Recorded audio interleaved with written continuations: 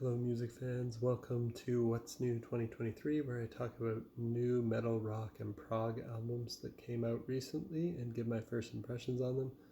Today I'm going to talk about 3 albums that came out on February 24th, 2023, and I'll talk about them in my order of preference, starting with Hypno5e. I think that's how you pronounce the band name. They've got a 5 where the S would be in that word. And their album's called Sheol. This is progressive metal with post-metal influences, and it's the 6th album by this French band, and I never really listened to anything by them before, and I'm kind of surprised because this is right up my alley. It's really good. If you're a fan of bands like The Ocean, you'll like this. My main critique of this album is I feel they included a bit too much spoken word on this. There are several spoken word passages throughout the album. I believe they're all in French, and it just kind of broke up the flow a little bit too much, but the music here is great. The lyrics for the singing and screaming vocals seem to be mostly in English.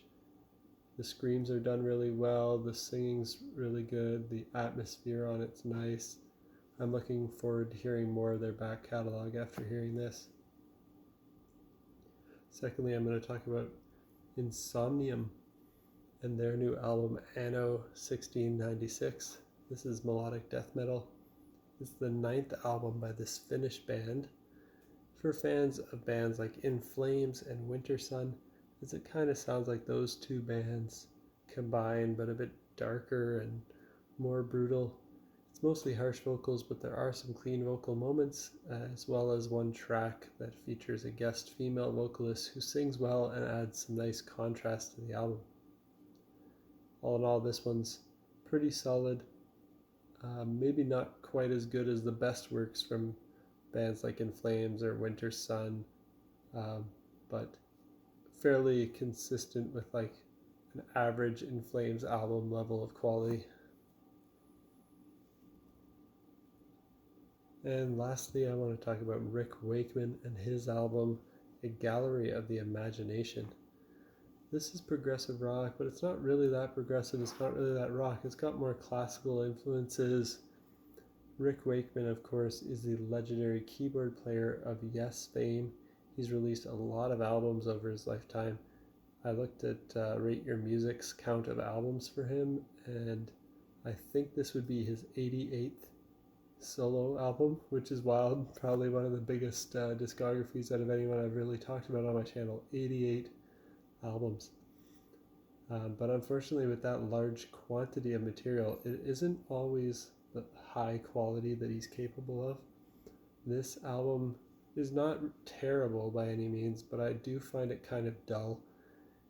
It's not that progressive at all. It's barely got any rock on it either. It sounds more like Broadway musical music with some occasional female vocals and a couple of classical piano songs.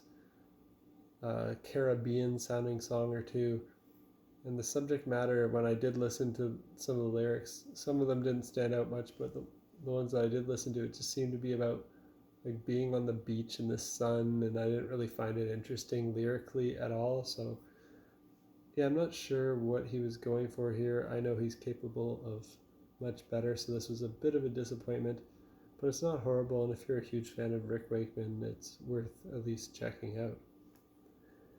And that's it for my first impressions of these 3 albums that came out on February 24th, 2023. Let me know if I missed any awesome metal, rock, or progressive albums that came out recently. Post a comment down below with your thoughts on these albums or any other recommendations for me. Until next time, peace out.